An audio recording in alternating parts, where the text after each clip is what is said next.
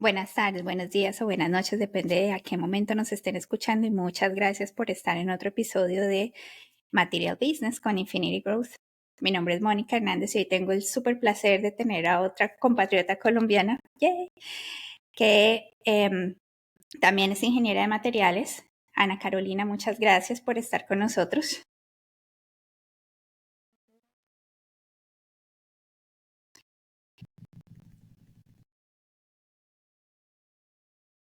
Muchas gracias por estar acá. Entonces, Ana Carolina nos va a hablar mucho de su investigación que hizo, sobre todo en el Valle de Aburrá.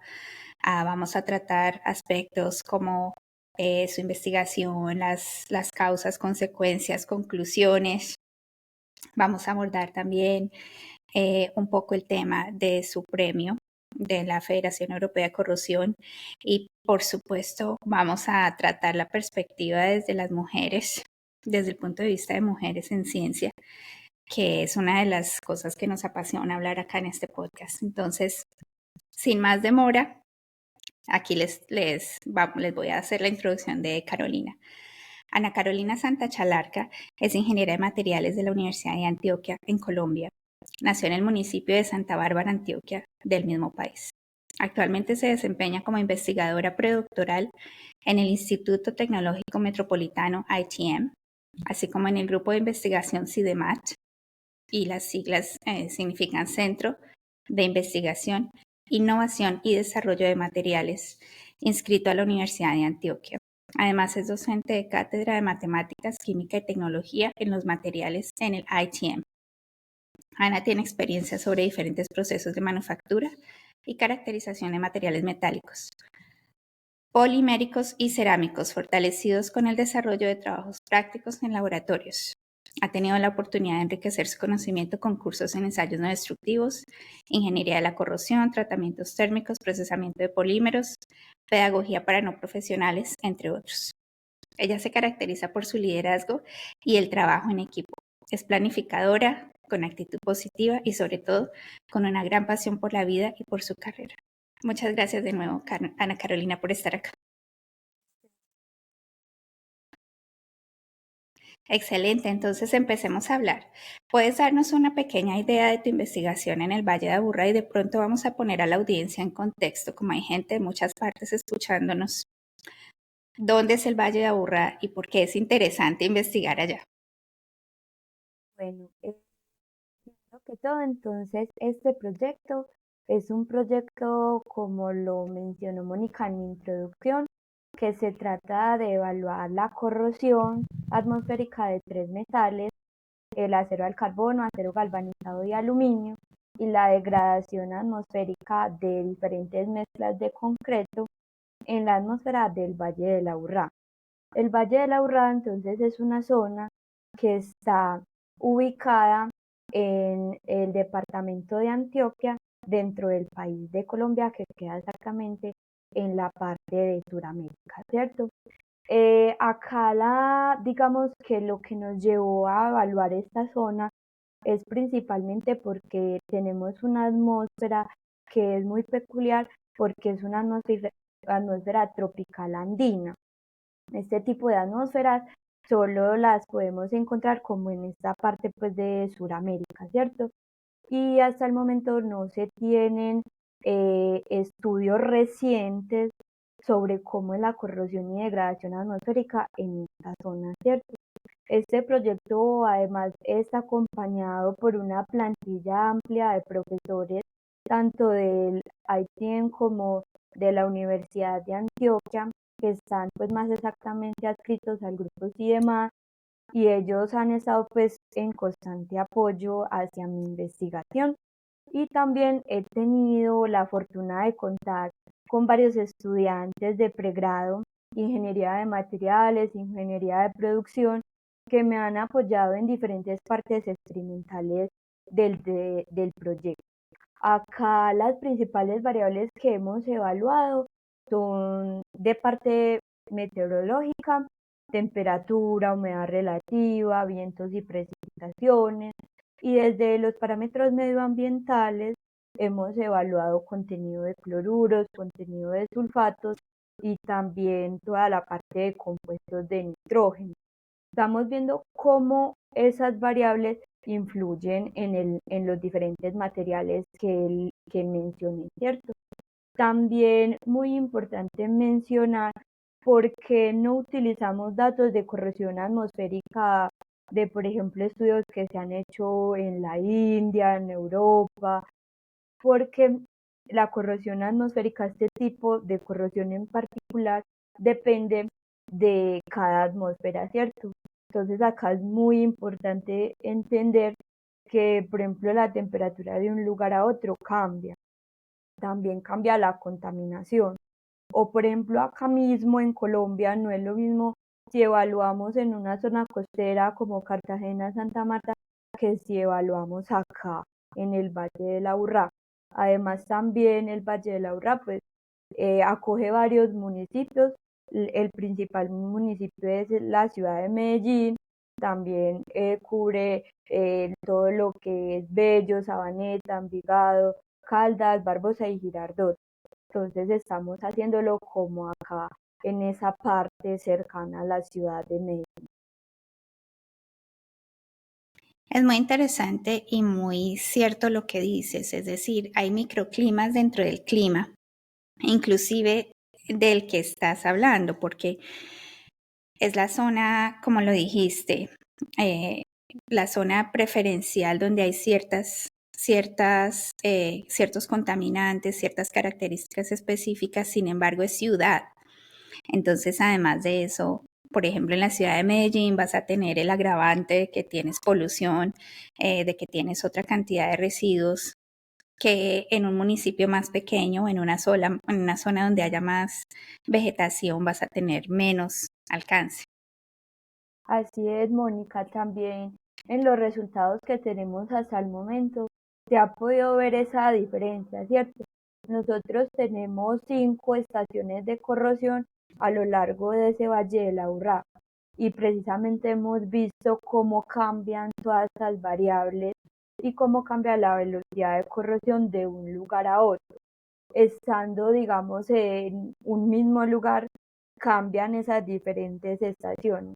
Ahora, si lo comparamos con datos en otros países, en otras ciudades, pues vamos a tener cambios aún mayores. Entonces, por eso es tan importante hacer el estudio en cada zona y también, pues acá recordando que la corrosión atmosférica pues va a depender es de las propias variables de cada ciudad, ¿cierto?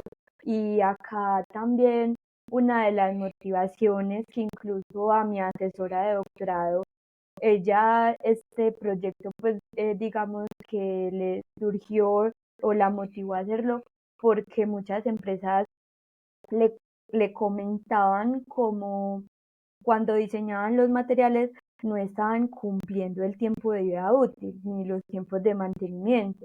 Y ellos eran muy estrictos en su diseño, tenían todos los parámetros en los tipos de recubrimiento, pero sin embargo no estaban teniendo en cuenta, digamos, la actualidad del material, como la atmósfera actual, porque ella es cambiante y no tenían en cuenta esos factores y posiblemente eso es lo que nosotros estamos viendo en los resultados que puede influir en el diseño del material. Es súper interesante lo que dices porque además tomas en algo que nosotros hemos repetido y que ha sido muy importante e interesante de ver en el podcast es que independientemente del área de la que hablemos, biomateriales o análisis de fallas o soldadura o corrosión, el que tú digas, la constante es tener los parámetros claros para poder hacer un diseño, que sea sostenible y que vaya de acuerdo a la vida útil que esperamos de este objeto, de este material, lo que sea. Y además de todo, ¿qué va a pasar después? Entonces, es interesante que además la investigación haga el link entre la industria y la academia, que también es algo que muchas veces se ve hay una gran brecha. Entonces, es muy interesante que tu investigación haya tomado en cuenta esos dos puntos, que haga la unión entre academia e industria, pero además de todo que tenga en cuenta la parte sostenible. Tenemos que diseñar mejor, pero para diseñar mejor ya sabemos que está probado que hay inquietudes porque nuestros materiales no nos duran lo que queremos que nos duren, no podemos extender su vida útil y la razón es porque la data de la que estamos usando para hacer el diseño apropiado tal vez no es la más adecuada. Así es, sí. Nosotros hemos visto eso y más porque pues los expertos en corrosión atmosférica, ellos han citado muchas veces que incluso los costos que genera la corrosión, todos los tipos de corrosión, generan un porcentaje en el Producto Interno Bruto de cada país que es súper, una cantidad que uno se queda como que, y estos costos, todo el material que se pierde, y de ese costo total que incluye el 50% lo aporta el tema de corrosión atmosférica. Entonces también surge desde ahí, como lo mencionabas, desde la parte de sostenibilidad, también cómo nuestras investigaciones pueden aportar también en ese tema que ahora, digamos, tenemos más conciencia de esa parte. Definitivamente, definitivamente. ¿Y qué resultados has obtenido? ¿Ya la investigación en qué estado está? ¿Ya terminaron? ¿Están todavía recogiendo data? ¿Cómo está? ¿En qué estado está en ese momento? Bueno, la investigación se planteó para hacerla durante 24 meses, 2 años. En este momento vamos en 20 meses. Nosotros recogíamos datos cada 3 meses, por lo que tenemos datos hasta los 18 meses.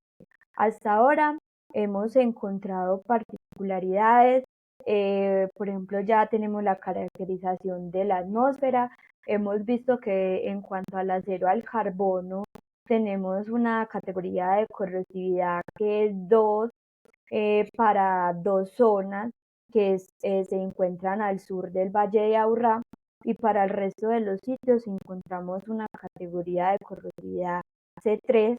Estas categorías de corrosividad, de pronto para los que nos escuchan y de pronto no saben muy bien de qué estábamos hablando, estas categorías se dan de acuerdo a la norma, ¿cierto? Que es la ISO 9223 y va desde C1 hasta C5, la máxima corrosión, que sobre todo se da en zonas muy agresivas, zonas costeras, ¿cierto? Ya para el tema del acero galvanizado, hemos encontrado categorías acá en el Valle del Aburrá, C3 y C4. También hemos visto, Mónica, un aspecto muy importante, y es que desde los parámetros meteorológicos y de contaminación se puede categorizar la corrosividad, pero desde la velocidad de corrosión del material también. Y hemos encontrado diferencias. Aquí hay algo muy importante y es la oportunidad de evaluar las dos cosas al mismo tiempo, porque muchas personas pueden decir, listo, hagámoslo solo con los parámetros meteorológicos, que generalmente en todos los países hay un centro que aporta esa información, ¿cierto? Los mismos centros de investigación, las universidades. Pero desde esta investigación se han visto algunos resultados donde vemos que hay una diferencia, ¿cierto? Entonces aquí es importante como hacer énfasis de que se deben estudiar las dos cosas, no solo las variables meteorológicas y de contaminación, sino también el material, porque incluso cuando comparamos entre materiales podemos ver que su tasa de corrosión es diferente entre los mismos aceros, un acero galvanizado, un acero al carbono. Ya si tenemos en cuenta el aluminio también, ¿cierto? También vemos que, por ejemplo, la tasa de corrosión es mucho o más menor que si lo comparamos con los aceros. Entonces también es muy importante tener la fenomenología del material como tal. Totalmente de acuerdo. Inclusivemente dentro de los aceros al carbono, dependiendo de los aliantes que tengan, vas a tener diferentes resultados.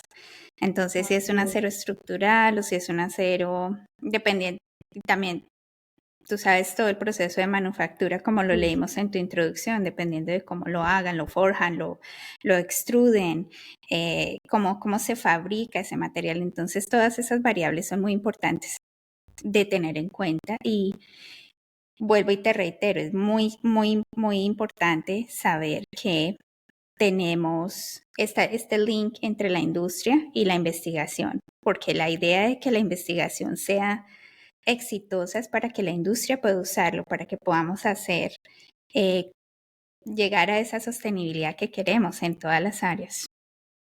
Así es. Háblanos un poquito, ya que nos hablaste de la investigación y cómo va, háblanos un poquito ahora de, tú fuiste a la Eurocore, fuiste nominada para el premio. Cuéntanos un poquito de esto, es muy interesante, yo creo, para la audiencia de entender que hay algunas cosas que están a la mano, solamente uno tiene que buscarlas y saber cómo llegar a ellas. ¿Cómo pudiste llegar allá? ¿Qué hiciste? ¿Cómo fue eso?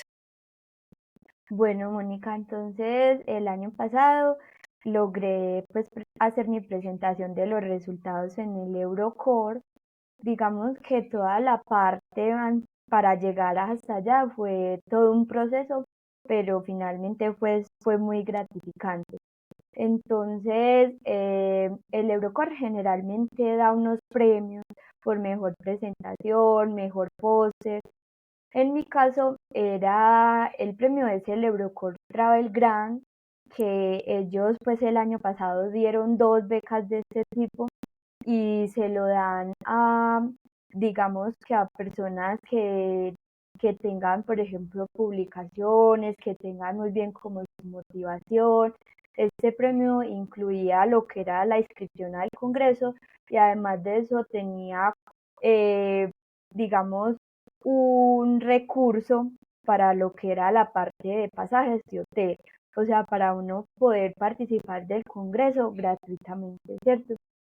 Entonces, digamos que inicialmente yo vi pues que uno podía acceder a esa beca, yo con mucho temor porque este congreso, de pronto para los que no lo conocen, es el congreso más reconocido de corrosión en Europa y yo desde que empecé el doctorado yo quería ir a ese congreso, pero los costos eran muy altos.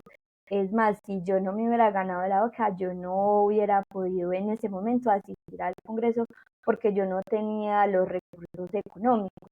Entonces, una vez yo mandé pues mi trabajo, la carta de motivación, me informé bien de todo lo que exigía pues la beca, fui digamos que muy minuciosa con cada uno de los detalles que ellos pedían y la verdad hice mi carta de motivación contándoles porque a mí este trabajo pues me causaba como mucho interés, porque tenía de pronto, digamos, como esa dificultad económica para asistir, pero que sí tenía como toda la parte técnica de motivación para ir y cuando me informaron pues que había sido como una de las ganadoras, la verdad sí, sí, pues un sentimiento de mucha felicidad porque como lo mencioné, pues yo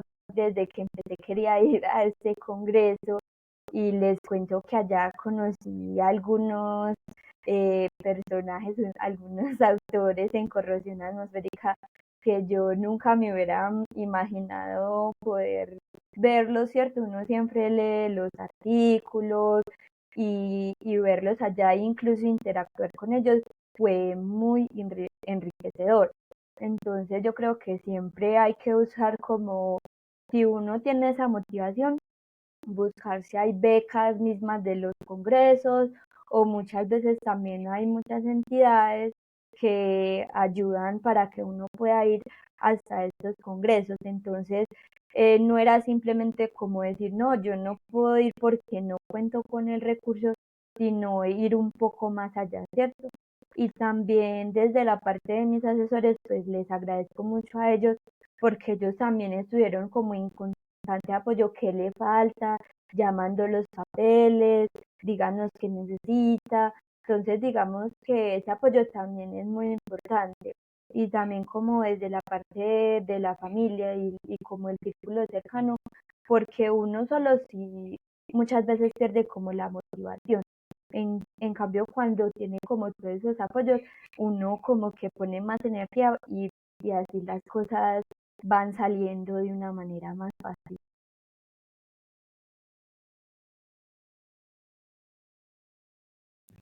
Súper inspirador. Muchas gracias por compartir. Es una historia que, sobre todo para las personas que venimos de Colombia y entendemos que a veces, como tú decías, a veces uno tiene las intenciones, pero se, se pone uno mismo barreras de porque no tengo estos recursos, porque no puedo hacerlo, porque ahorita no. Pero tú no paraste y tú dijiste, allá es donde quiero ir y voy a encontrar la manera de ir. Y lo lograste hacer y la gratificación para ti fue poder hablar y estar en el liderazgo. Yo siempre digo, estar en el mismo cuarto con gente que te aporta a otro nivel, a nivel personal, profesional, que te hace subir, entonces te da todo ese boost de decir, todo este esfuerzo valió la pena.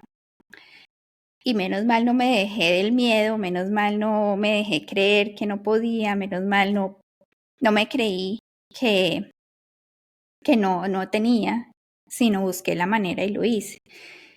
Y eso me lleva a la siguiente pregunta, y es, estamos en un mundo tú sabes, dominado por hombres. El mundo STEM es 80% hombres, 20% mujeres en Canadá. No sé cuál es el ratio ahorita en Colombia. Cuando yo estudié, yo fui la única mujer. No sé ahora cómo sea. Pero, ¿tú qué crees que te da ese, yo le voy a poner la palabra privilegio, de ser tú sabes, de ser mujer en este medio de hombres, de ser, de lograr investigar, de lograr presentar tus investigaciones, de ser docente, de tener un grupo contigo? ¿Tú crees que tienes ventajas, desventajas? ¿Cómo lo ves tú desde tu perspectiva? Bueno, Mónica, acá hay como dos partes, ¿cierto? Lo primero es que, como tú le dices, yo he tenido el privilegio de estar siempre rodeada de unos asesores que ellos no han hecho como esa brecha entre usted es mujer o usted es hombre, ¿cierto? Y nunca he tenido como comentarios machistas de parte de ellos, entonces eso ha sido como muy positivo. Incluso en el grupo de investigación donde yo más me mantengo, que es CIEMA, puedo ver la participación de muchas mujeres. Incluso con el tiempo, cada vez sabemos más mujeres dentro del grupo y es algo que el director del grupo pues ha promovido y nunca ni siquiera los compañeros dentro de ese grupo, porque puede que nuestro grupo sea diferente, nunca hemos sido privilegiadas, ¿cierto? Sin embargo, digamos que en el largo camino que yo llevo del doctorado, sí me he encontrado con algunas cosas que me han hecho pensar como, bueno, es que la investigación es muy dura para la mujer. ¿Será que yo no voy a ser capaz? Entonces, acá como para más o menos mencionarlos, les cuento algo que me pasó en corrosión atmosférica. Para exponer las muestras hay que construir unos racks, unos bastidores, y ahí van las placas pues de los metales. Entonces a mí me tocó construir estos bastidores desde cero. A mí simplemente me llegaron unas varillas de 6 metros y yo tuve que cortar, perforar, tuve que hacer toda la construcción, y la verdad, esto es un trabajo que es muy pesado y yo en su momento no tenía ninguna ayuda. Entonces, por ejemplo, cuando yo estaba manipulando la cortadora, la tronzadora, yo sí veía que pasaban los hombres, incluso las mismas personas que trabajaban como en esa área, que es algo como más mecánico, y los comentarios no eran nada positivos. Y además yo me iba para mi casa toda sucia, la bata toda sucia, súper desgastada porque los pesos eran muy altos y yo sí me venía como pensando, ay no, yo no voy a ser capaz, esto es muy pesado, hubieran contratado mejor un investigador hombre, pero digamos que yo decía, no, pues yo apenas estoy empezando, no, yo tengo que ser capaz. Y después esos comentarios negativos se fueron convirtiendo antes como en un estímulo, como no, yo voy a demostrar que yo sí soy capaz. A pesar desde que de la cultura esto solo lo hacen, son trabajos de hombre, yo voy a demostrar que también una mujer lo puede hacer, de pronto en tiempos mayores, pero también lo puede hacer y lo puede hacer muy bien. Cuando finalmente yo vi el resultado de esas estructuras ya armadas para cada uno de los sitios, pues yo me sentí muy bien, ¿cierto? Pero digamos que sí, sobre todo cuando tenemos que hacer como trabajos que son de ese tipo como de mucho peso, muy mecánicos, si uno se encuentra como todo ese tipo de comentarios, incluso yo puedo decir que hasta cierran puertas, ¿cierto? Como no te voy a explicar por qué eres mujer, y uno, pero si yo tengo todas las facilidades para hacerlo, solo es que me explique si yo lo hago, porque no, no es que es mujer, ¿cierto? Entonces, desde esa parte sí tenemos como una desventaja, si lo puedo decir así, y no, pues yo creo que acá lo que a mí me ayudó es tener siempre como una mentalidad muy fuerte de yo sí soy capaz, tengo que sacarlo adelante. Entonces está esa parte y también, pues se ve que últimamente pues la parte de proyectos de investigación en el país están empezando como a promover mucho la participación de la mujer. Incluso las últimas convocatorias pues desde el gobierno están saliendo con enfoques diferenciales para de esta manera también como ayudar a que las mujeres se presenten más. Entonces yo desde esa parte sí le veo como digamos un chulito positivo a esto, ¿cierto? Porque también he tenido como la oportunidad de tener muchas compañeras, a mí no me ha pasado como tú le dices, yo soy muy privilegiada, pero que ya son mamás o que ellas ya viven con sus parejas. Entonces también, digamos, el tiempo para uno investigar y sobre todo para hacer un doctorado es mucho tiempo, es mucha exigencia y a veces desde esa parte también de pronto no nos entienden, que es que pues la investigación es muy importante para nosotras y no es que estemos dejando de lado nuestra familia y las otras cosas importantes, sino que son retos que requieren mucha disponibilidad de tiempo, estar muy enfocados y también muchas veces estamos como en la casa, pero no estamos comiendo con nuestra familia, pero nuestra mente siempre está pensando qué tengo que hacer mañana, qué tengo que hacer en la investigación y de pronto desde esa cultura no, más que todo en nuestro país, que nosotras somos las que tenemos que hacer las cosas del hogar, ¿cierto? Entonces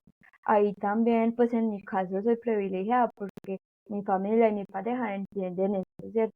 Pero hay algunas compañeras que sí se ve que esta parte, sobre todo machista, es muy compleja todavía por la cultura que tenemos en el país.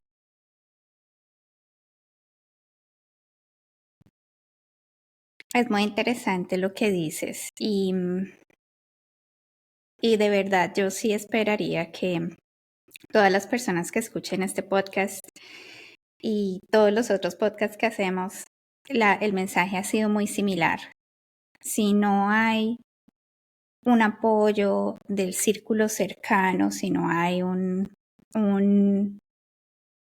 soporte de las personas que lo quieren a uno, que lo aman a uno, es muy difícil romper esa barrera. Entonces, si hay personas que están escuchando que se lo preguntan, sí, definitivamente es importantísimo. Sí, Y sí, se necesita ser parte, parte de, del camino de la persona y es muy bonito ver uno, las personas que quiere triunfar y es muy bonito ver eh, que el apoyo que uno puede dar desde cualquier medida es tomado para poder hacer cosas en beneficio no solamente de la persona, sino de la industria y de la ciudad y del país. Es algo muy, muy importante. Sería muy bonito que las personas que tienen la oportunidad de apoyar a alguien, mujer o hombre, en un área investigativa, en lo que sea, es, es bien primordial de que haya ese entendimiento, como tú lo dices. sí. Entonces todavía tenemos mucho trabajo por hacer. Y no solamente en Colombia, te digo que yo he estado en muchas partes y he hablado con mujeres de muchas áreas del globo y la historia se repite. Entonces es interesante ver que sí hemos avanzado, pero todavía hay mucho camino por recorrer y yo creo que entre nosotras mismas podemos ser los pilares de este cambio, apoyarnos, como tú decías, tu jefe de investigación es muy apasionada, es una mujer que te empujó a hacer, por ejemplo, tu investigación, de que te da el apoyo, pero también has tenido toda esa otra parte de los docentes, del centro de investigación, inclusive de tus estudiantes de pregrado. Entonces, es como saber rodearse de ese equipo que hace el cheer por lo que tú estás haciendo y que están genuinamente felices de verte triunfar. Sí, Mónica, así es. Incluso de lo que mencionas de mis estudiantes, ha sido una experiencia muy gratificante. Digamos que yo también tenía como ciertas inseguridades desde, bueno, soy mujer, pararme al frente de 40 personas, cómo lo van a tomar, ¿cierto? Y generalmente pues ellos son muy receptivos y siempre nunca muestran como esa discriminación por uno ser mujer, pero sí no faltan, digamos, esas personitas, casos aislados, que sí muchas veces por el simple hecho de tener una profesora mujer, creen que pueden tener otro tipo de atribuciones, hacer unos comentarios negativos, ¿cierto? Entonces ahí también está como ese factor de uno como mujer, cómo responder a eso, pero yo creo que cada vez vamos avanzando más. O sea, lo que yo puedo decir y sobre todo de los estudiantes que me ha tocado, porque otras profesoras pueden tener, digamos, otros casos muy diferentes, pero en mi caso han sido, o sea, casos muy aislados, específicos, que incluso pues se pueden detectar, pues también gracias a Dios, ¿cierto? Porque uno también va como a la expectativa de qué va a pasar y sí, lamentablemente todavía se ven algunos casos acerca de... Es lo que dices es muy importante y eso lo da es decir, la madurez con la que respondes es porque ya tú construiste las herramientas que te permiten enfrentar esas cosas. Entonces, has nombrado en varias ocasiones la superación de miedos internos, la superación de inseguridades dentro de ti misma. Y ya sabes cómo hacer frente a este tipo de comentarios, a este tipo de situaciones. Y volvemos a lo de la beca, o sea, si hubieras dejado que el miedo te domine, no hubieras podido hacerlo como tú dijiste. ¿Qué herramientas tú has construido? ¿Qué herramientas tú tienes? Yo lo llamo el toolkit. ¿Qué herramientas tú tienes en el toolkit que te han ayudado a, tú sabes, a enfrentar estas situaciones, a responder de una manera adecuada? ¿Qué has aprendido que puedas compartirle a otras mujeres de pronto que nos estén escuchando y estén en la capacidad que tú estás o en el estado profesional en el que tú tienes ahora? Bueno, Mónica, yo creo que durante el tiempo que llevo en la investigación, construido, lo primero son redes de trabajo, ¿cierto?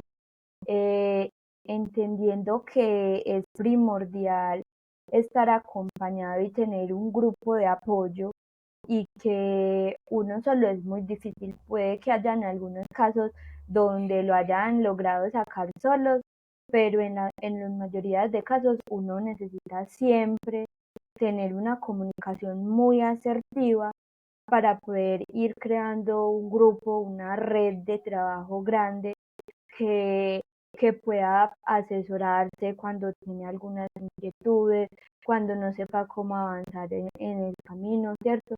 Entonces, digamos que yo antes me consideraba como, y yo soy una persona que soy muy callada, pero digamos que ya a la hora de todo este camino ya he aprendido a cómo comunicarme para buscar, digamos, toda esa ayuda que se necesita, ¿cierto? También otra cosa que es el liderazgo. Entonces, cuando yo empecé a hacer la investigación, yo venía más que todo de trabajo en la industria, donde uno está acostumbrado que semana por semana, usted sabe, a usted ya le dijeron qué es lo que va a hacer. Para la próxima semana tiene que entregar eso, para dentro de un mes tiene que entregar eso. Cuando ya usted es el que lleva una investigación, usted es la persona que tiene que hacer eso, ¿cierto? Entonces a mí al principio eso me dio muy duro. Yo era esperando que mis asesores me dijeran qué era lo que había que hacer. Y yo al no ver respuesta a ellos, yo, bueno, me está cogiendo el tiempo. Ah, no, es que me toca a mí ser la líder. Yo, es mi investigación, tengo que planear, entonces me sirvió mucho como semana por semana hacer como team to do y empezar como, bueno, me falta esto, tengo en proceso esto y empezar como a sacar prioridades. Pero ahí también dentro de las prioridades muchas veces hay problemas, que hay cosas que no dependen de uno. Hay, por ejemplo, un ensayo que lo tienes que llevar a otro laboratorio. Entonces también yo soy muy impaciente, entonces también aprendí mucho de la paciencia.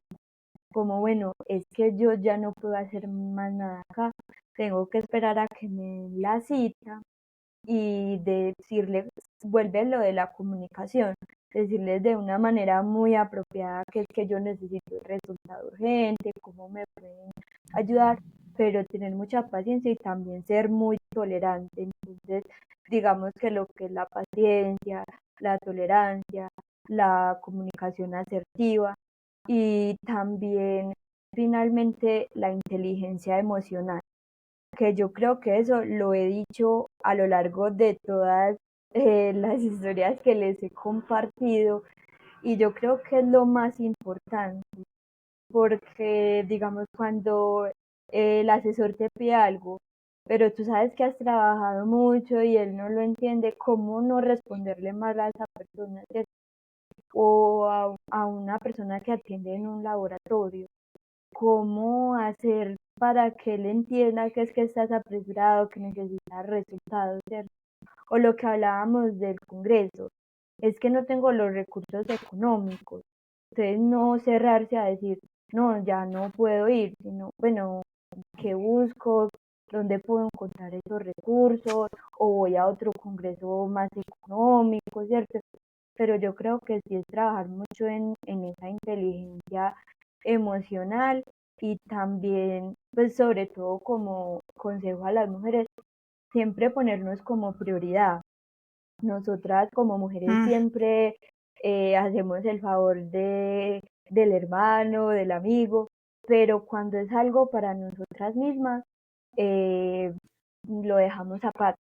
Entonces también como esa prioridad, yo creo que esas cuatro cosas, pues se necesitan muchas cosas más, pero esas cuatro cosas yo no las tenía, siendo muy honesta, y en este camino he aprendido a trabajarlas todavía, por ejemplo, en la parte de inteligencia emocional. Me falta mucho porque yo soy como lo llamamos aquí en Colombia, un fosforito. Entonces, cuando no me gusta algo, reacciono muy rápidamente, pero digamos que he tratado de trabajarlo mucho porque es indispensable. Entonces sí creo que esos serían como los pilares que yo les aconsejaría. Tienes toda la razón. Y lo que acabas de decir lo hemos repetido. De nuevo, hemos hablado con gente en todas partes del mundo, mujeres, hombres, personas que trabajan en la industria de los materiales, en la industria de la corrosión, de los biomateriales, de las tecnologías verdes, de los paneles solares, geothermal, lo que tú quieras.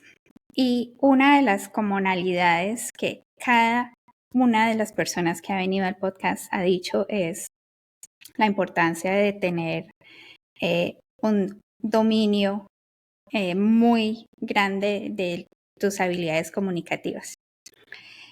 Y te voy a decir algo que me dijo a mí mi primer coach de liderazgo cuando pasé de la parte técnica a la parte de liderazgo. Ella me dijo, la persona más difícil que vas a encontrar para liderar eres tú. Y eso es muy cierto. Y ahora que decías eso de que tú estabas esperando que alguien te diera dirección y pues no te tocaba esperar, te tocaba hacerlo. Es lo mismo que como conseguiste la beca, es lo mismo como estás haciendo la investigación, o sea, te toca a ti. Si quieres bajar de peso y sabes que tienes que comer mejor, a ti te toca liderarte. No puedes echarle la culpa a que la mamá cocina muy rico o que esa panadería de la esquina huele todo el tiempo a rico y entonces me llama. No, es tú cómo te lideras. Eso lo decíamos sobre todo en el close de los podcasts normalmente. Es algo que viene repetitivamente, yo creo que en todos. Es cómo tú puedes hacer pasar ese mensaje y es muy importante porque sobre todo a la gente que trabajamos en la parte técnica nos encantan los números, nos encantan, por ejemplo, a ti ir a ver las probetas y sacar los resultados, ir a hacer el test y poner los análisis. Bueno, pero ¿cómo vas a hacer que ese mensaje pase? Tú mencionabas hace un poco del costo de corrosión. Yo lideré el costo de corrosión en Canadá, el estudio del costo de la corrosión en Canadá. Y la segunda parte del proyecto, después de haber hecho toda la parte técnica, fue hacer la diseminación y la comunicación de eso al público en general, porque mucha gente no tiene ni idea qué es corrosión. Entonces, obviamente no saben la importancia, pero encontramos la manera de pasar el mensaje de una manera eficaz, es muy importante. Entonces, si estás construyendo ese toolkit, buenísimo, y es el mensaje que hemos recibido constantemente, te felicito. Muchas gracias. Ya estamos el tiempo se pasa muy rápido y yo cada vez que viene la gente al podcast quisiera seguir hablando por 2 horas más. Ya estamos hacia el final, entonces yo creo que para cerrar, ha sido muy enriquecedor todo lo que nos has dicho. Cuando termines la investigación, ¿es la idea publicarla en algún sitio o cómo vas a hacer esa diseminación de la información? Bueno, Mónica, entonces ya tenemos 2 artículos de revisión que pueden encontrar, son Open Access. Ya también estamos escribiendo otros 2 artículos ya con la parte de resultados. Entonces ahí pues sobre todo en mis redes yo voy publicando cada que tengo pues algún resultado y entonces ahí pues pueden como encontrar qué resultados va arrojando la investigación. Y además de eso, como el proyecto hace parte de mi tesis de doctorado, pues también espero que a finales de este año ya en mi defensa poder contar todos los resultados que obtuvimos en mi investigación. Pero principalmente entonces va a ser por parte de los artículos y finalmente la defensa de mi tesis, ¿cierto? También pues los estuvimos compartiendo en el de Eurocore y esperamos poder participar en otros congresos este año también. Excelente. Vamos a poner los links para ese acceso en la publicación del podcast. Con eso, las personas que de pronto estén escuchándonos en Spotify pueden ir al newsletter o pueden ir al canal de YouTube y ahí van a estar los links para acceder a estas Súper. publicaciones. Yo realmente quiero tocar un último punto y tú lo dijiste y es la parte del amor propio. Entonces, como una científica que es, tú sabes, está dedicada al área de STEM, a hacer las cosas, como decíamos, de ciencia, llegar al descubrimiento a una edad tan temprana de que el amor propio es importante, tú no sabes qué felicidad me da en el corazón, porque hay muchas personas que tienen que pasar por cosas muy difíciles en su vida para llegar al estado que tú llegaste. Tú mencionaste también muchas compañeras tuyas que tienen familia y que es difícil para ellas continuar la investigación o que no pueden dedicarle el tiempo necesario. ¿Cómo harías tú ese link desde el punto de vista del amor propio para poder continuar efectivamente con las tareas investigativas? Bueno, entonces, así como tú lo mencionas, yo también tuve que pasar como por algo muy difícil que fue la pandemia, ¿cierto? Y ahí, como al quedarse tan sola y no poder interactuar con los demás, fue que yo me di cuenta que lo principal y que la prioridad tenía que ser yo para poder después brindarle como todos mis consejos, todo mi amor a las demás personas, ¿cierto? Entonces yo pienso que como consejo deben como parar un rato y preguntarse qué es lo que yo necesito para estar bien, qué es lo que me hace falta, debo dedicarme más tiempo, debo pensar en mí, tengo que hacer ejercicio, ¿cierto? Entonces, como hacerse esa pregunta, nosotros muchas veces vemos con facilidad a los otros que necesitan y damos consejos, pero cuando incluso nos preguntan descríbase, uno ni sabe, ¿cierto? Y es porque no ha practicado eso, entonces es como hacer un stop y decir, bueno, ¿y yo qué necesito? ¿Qué necesito que depende de mí y no de los demás, ¿cierto? Y eso yo creo que los va a llevar a quererse un poco más, a ponerse como prioridad. Y yo creo que si no tenemos eso es muy difícil hacer una investigación y hacer un doctorado, ¿cierto? Porque no vamos a tener el desarrollo de las herramientas si no nos conocemos bien, van a empezar a suceder. Yo he visto muchos casos que se atrasan los doctorados, las investigaciones, surgen un montón de problemas que uno ni se cree lo que le cuentan, ¿cierto? Y yo creo que mucho de eso viene como desde adentro, ¿cierto? Porque no tenemos ese amor propio y no sabemos manejar esas otras situaciones. Entonces yo sí les aconsejaría a eso, que se hagan ese stop y se pregunten qué es lo que les falta, que ellos mismos se pueden dar, se pueden facilitar y que entiendan, porque muchas veces uno piensa que los otros es los que le deben dar ese tipo de cosas a uno y termina dándose cuenta que uno mismo se lo puede brindar. Entonces yo creo que a veces en la investigación, yo creo que todos los que hacemos investigación sabemos que eso va muy acelerado, que nosotros la mente nunca la paramos, ¿cierto? Y la mente también necesita como ese descanso y venga, que es que si no tengo en cuenta las otras cosas, van a empezar a, a darse un montón de problemas que hasta, como lo dije ahora, uno ni se imagina que eso puede llegar a suceder. Muchísimas gracias, Ana Carolina. Me encantó poder hablar contigo, con otra mujer colombiana ingeniera de materiales que nos representa en el exterior y que pone la bandera del país en alto. Te felicito por lo que eres, por el estado al que has llegado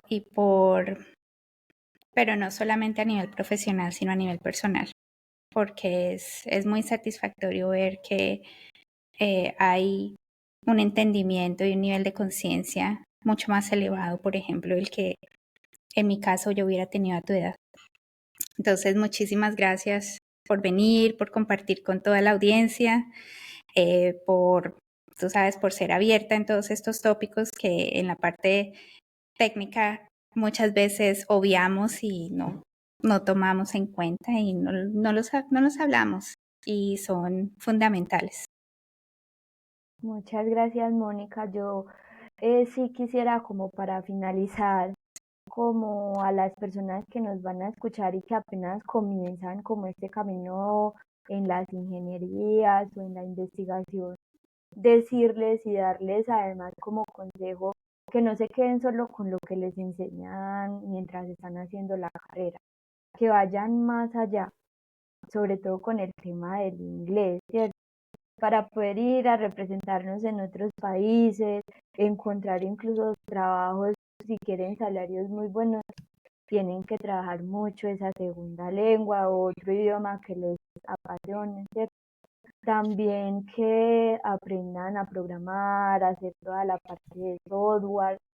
Eso siempre les va a dar un plus y les va a permitir, digamos, competir con otras personas a la hora de ganarse una beca, como me pasó a mí, ¿cierto?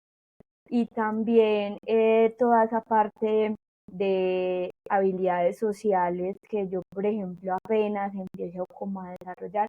Ya eso, sobre todo, no solo en la industria, también en la investigación está haciendo algo muy a favor, que ya es muy importante una persona que se sepa expresar, que no esté en el laboratorio escondidito, ¿cierto?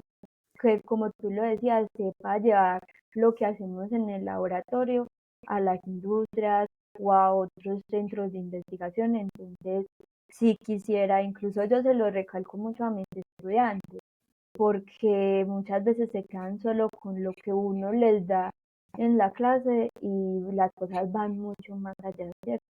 Entonces sí me gustaría que tengan en cuenta ese consejo y siempre, sobre todo los de investigación, nos dedicamos solo a la investigación y estudiamos las otras cosas que nos gustan, la cultura, el deporte. Entonces, yo sé que es muy difícil porque a mí se me ha dificultado mucho sacar el tiempo para eso, incluso para la familia. Pero yo sé que si tomamos como esa conciencia y de lo que hablábamos desde el amor propio, podemos llegar a conseguirlo y no descuidar esas otras partes que incluso nos pueden facilitar la investigación, porque si uno va contento al laboratorio, si se sienta a escribir contento un artículo y está bien en los otros ámbitos, todo se va a facilitar. Total, total. No pudiste haber cerrado de una mejor manera.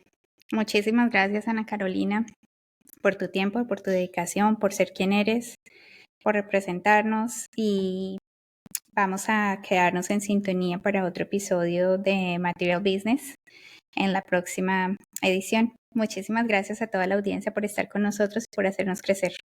Muchísimas gracias, que estén muy bien.